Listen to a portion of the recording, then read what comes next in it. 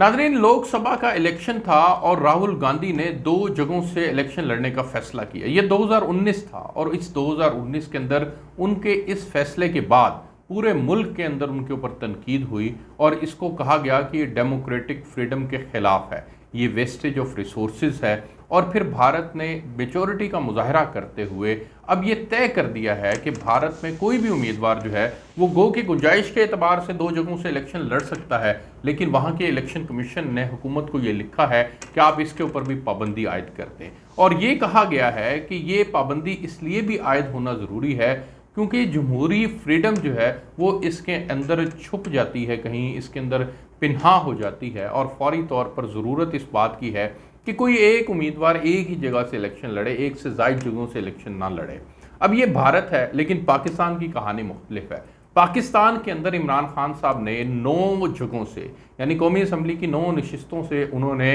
Back वक्त खड़े होने का फैसला किया है। उनका ये जो फैसला है गो के इसके सियासी तौर पर बहुत ज़्यादा असरात मुरतब होंगे। और अगर इमरान खान साहब, जाहिर है वो पाकिस्तान के सबसे पॉपुलर लीडर हैं, वो अगर इलेक्शन खुद लड़ेंगे तो यकीनन अवाम उनको अहमियत देगी, उनका नैरेटिव जीतेगा और उनका नैरेटिव अगर जीतेगा और मुखालिफ उम्मीदवार हारेगा तो फिर इमरान खान साहब उम्मीद है कि 9 की 9 जगहों से इलेक्शन जीत जाएंगे। लेकिन पाकिस्तान की डेमोक्रेसी, पाकिस्तान का जमहूरी निज़ाम, पाकिस्तान का पार्लियामेंट का निज़ाम जो है वो एक जगह से इलेक्शन लड़ने को, एक उम्मीदवार की एक ही सीट को ऑन करता है, बाकी सीटें उन्हें छोड़नी पड़ती हैं। अब जब जैसे कि 2018 के अंदर हुआ था कि इमरान खान साहब ने 2018 के अंदर भी 5 जगहों से इलेक्शन लड़ा था और फिर आपको एक नशिस्त मियाँ वाली की रखनी पड़ी थी, बाकी नशिस्तें आपको छोड़नी पड़ी थी। इसी तरह से इमरान खान साहब अगर अब 9 जगहों से इलेक्शन लड़ेंगे तो 9 मजीद जगहों से इलेक्शन लड़ने के बाद अगर वो 9 की 9 सीटें जीत जाते हैं और गोया कि जैसा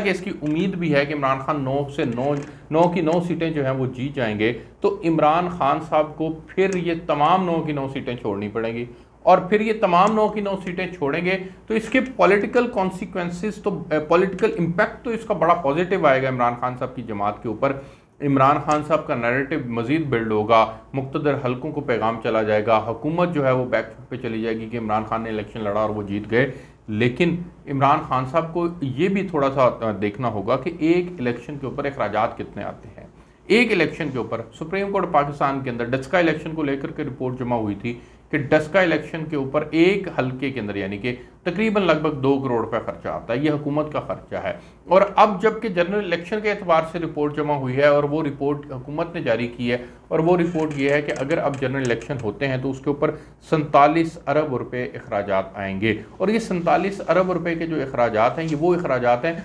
जो इलेक्शन कमीशन ऑफ पाकिस्तान ने करने हैं, यानी कि बैलेट पेपर्स की मद में अखराजात होंगे, हुकूमती रिसोर्स की मद में होंगे, फौज इंडक्ट होगी उसकी मद में होंगे और इस तरह की तमाम जो एक्टिविटीज़ होंगी। लेकिन इसके अंदर उम्मीदवारों के अखराजात शामिल नहीं है। उम्मीदवार जो अखराजात करते हैं अब तो वो कई करोड़ पे हो चुके हैं, यानी कि एक कौमी असम्बली का इलेक्शन एक उम्मीदवार जो है वो कम से कम 15 से 20 करोड़ रुपए खर्च करता है। गो के इलेक्शन कमीशन ऑफ पाकिस्तान के अंदर ये गलत गोशवारे जमा करवाते हैं, झूठ बोलते हैं और इलेक्शन कमीशन ऑफ पाकिस्तान की जानिब से जो अखराजात का तखमीना दिया गया है उससे कई 100 गुना ज़्यादा ये अखराजात करते हैं। और अब तो अगर ऐसे बड़े बड़े इलेक्शन होने लग जाएं जिसके अंदर अब तो पैसे की तकसीम होती है तो वो पैसे की तकसीम जो है वो भी बहुत ज़्यादा है। तो अब कौमी असम्बली और सूबाई असम्बली का इलेक्शन लड़ना ये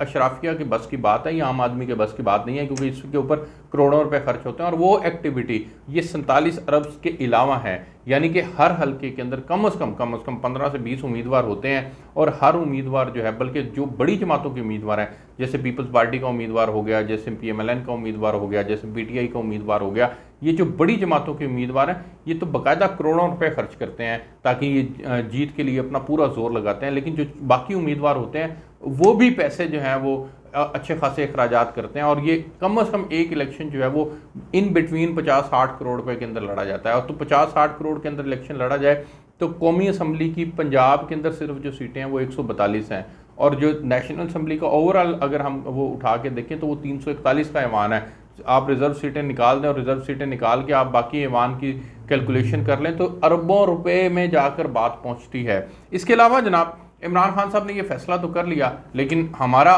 फ़र्ज़ है कि हम बताएं कि उसके ऊपर अखराजात क्या उठते हैं और फिर क्या ये इसी तरह से सिलसिला चलता रहेगा? आपको पॉलिटिकली चीज़ों को मोटिवेट करना है अपने हक के अंदर, तो आप इसका कोई और भी रास्ता अपना सकते हैं। आपने अभी हालिया ज़िमनी इलेक्शन जीत कर देखा है कि आपको 15 सीटें जो हैं वो मिली हैं, और ये महज अल्लाह रब्बुल इज़्ज़त का करम था आपके ऊपर, आपको 15 सीटें मिली। इलेक्शन कमीशन भी आपके बकौल आपके ख़िलाफ़ था, इस्टेब्लिशमेंट भी बकौल आपके ख़िलाफ़ थी, हुकूमत भी आपके ख़िलाफ़ थी, पंजाब हुकूमत भी आपके ख़िलाफ़ थी, फिर भी आपने इलेक्शन जीता। तो आप अब भी जीत सकते हैं अगर आप इस बात में आपको जो है मुकम्मल तौर पर एतमाद हो। दूसरी बात यह है कि इमरान खान साहब जो मुतालबा कर रहे हैं कि हमें फ़ौरी तौर पर इलेक्शन चाहिए, और उसके लिए फवाद चौधरी साहब ने हुकूमत को 1 माह का अल्टीमेटम दिया, और फिर उसके बाद आपने आज़ादी के मौके पर 14 अगस्त के मौके के ऊपर जो है वो आपने एक इस्लामाबाद के अंदर पावर शो भी करने का फ़ैसला कर लिया, और मुतालबा सिर्फ एक है कि हमें इलेक्शन चाहिए, इलेक्शन की डेट चाहिए हमें, आप हमें इलेक्शन फ़ौरी तौर पर करके दें। लेकिन इमरान खान साहब को एक ऑफ़र की गई वफाकी वज़ीर दाखिला की जानिब से, राना सनाउल्लाह साहब की जानिब से, कि आप पंजाब की और KPK की असम्बलियाँ तहलील कर दें, हम फ़ौरी तौर पर आपको जो है वो इलेक्शन अनाउंस कर देते हैं। लेकिन उन्होंने तहलील करने का फ़ैसला जो है वो नहीं किया। उन्होंने ये फ़ैसला किया कि हम किसी सूरत पंजाब की और KPK की असम्बलियों को तहलील नहीं करेंगे। अगर वो असम्बलियों को तहलील नहीं करेंगे तो फिर दूसरी तरफ आप मुतालबा भी कर रहे हैं, तो इट मीन्स कि आपको बैठ के बात करनी होगी। आप बैठें, टेबल के ऊपर बैठें, हुकूमत के साथ गुफ्तो शनीद करें, और आप इलेक्शन जो है वो हुकूमत की इलेक्शन की डेट आप सेटल कर लें। लेकिन अगर वो ये मुतालबा करते हैं कि आप 2 असम्बलियाँ तहलील कर दें, और आप कहते हैं कि हमने असम्बलियाँ नहीं तहलील करनी, हमने की तो आप गवर्नर राज लगा देंगे, तो फिर जाहिर सी बात है ट्रस्ट डेफिसिट है, और ये ट्रस्ट डेफिसिट जो है वो तभी दूर होगा जब आप बैठकर बात करेंगे, या कोई आपको बिठाए और बैठकर जो सॉफ्ट मुदाखलत की बात की जा रही है वो सॉफ्ट मुदाखलत हो, बैठ के इलेक्शंस की डेट तय हो जाए। लेकिन अभी जो हालात नज़र आ रहे हैं वो हालात ये हैं कि इकॉनमी की सूरत हाल भी बेहतरी की तरफ जाना शुरू हो गई है। पेट्रोल जो है वो इंटरनेशनली नीचे आना शुरू हो गया, डॉलर कंट्रोल होकर पीछे जाना शुरू हो गया है, रुपए की कदर में बेहतरी आना शुरू हो गई है, IMF की जानिब से पैसे जो हैं वो इस महीने मिल जाएंगे। तो उम्मीद है कि हुकूमत जो है वो अपने पाँव पर खड़ी हो गई है, तो शायद वो अब इनका मुतालबा ना माने। अच्छा जी, इसके बाद मैं आपको बताता हूँ कि फ़ौज के ख़िलाफ़ भी जो मज़मूम किस्म की एक मुहिम चलाई गई, और वो मुहिम गो के पकड़ी गई है, और हुकूमत ने बाकायदा तौर पर और बाकी भी इसकी मज़म्मत की है, अफवाज पाकिस्तान की जानिब से भी इसकी मज़म्मत की गई है।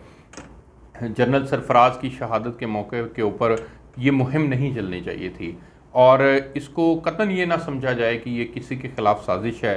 कतन ये ना समझा जाए कि फ़ौज के ख़िलाफ़ जो है वो आवाम के अंदर कोई जज्बात पाए जाते हैं। अफवाज पाकिस्तान का और पाकिस्तान की आवाम का जो है बिलखुसूस तौर पर मैं कहूँगा कि उनके अवाम के दिल में अफवाज पाकिस्तान के लिए इंतहाई एहतराम का और इंतहाई बुलंद मुकाम है पाकिस्तान की आवाम के दिल के अंदर अफवाज पाकिस्तान का, और वो उनकी इज़्ज़त और तकरीम करते हैं। वो जानते हैं इस बात को कि ये शहदा जो हैं ये पाकिस्तान की इस धरती के लिए जो है वो अपनी जान को इन्होंने कुर्बान किया है, और पाकिस्तान की धरती के लिए ये वो 6 लाख लोग मज़ीद अपनी जानें कुर्बान करने के लिए तैयार बैठे हैं। वो अपनी हथेली के ऊपर अपनी जान लेकर बैठे हुए हैं कि जब मौका मिलेगा इस मुल्क के लिए मैं अपनी जान को कुर्बान करूँगा। तो कतन पाकिस्तान की अफवाज के ख़िलाफ़ कोई भी जमात हो या किसी भी जमात के कोई लोग हों, वो कतन जो है वो ऐसी हरकत ना करें, ये काबिल मुज़म्मत है, और बिलखुसूस ऐसे मौके के ऊपर और शहादत के मौके के ऊपर तो बिल्कुल नहीं करनी चाहिए। और ये अब तो पकड़ी गई है, और अब तो वो लोग जो हैं वो अब माफ़िया भी मांग रहे हैं, लेकिन इसको इंस्टिगेट नहीं होना चाहिए किसी एक पॉलिटिकल जमात की जानिब से। आपको सूरत हाल से आगाह कर रहे थे, मज़ीद चीज़ें भी आपको बताते रहेंगे, हमारे साथ रहेगा।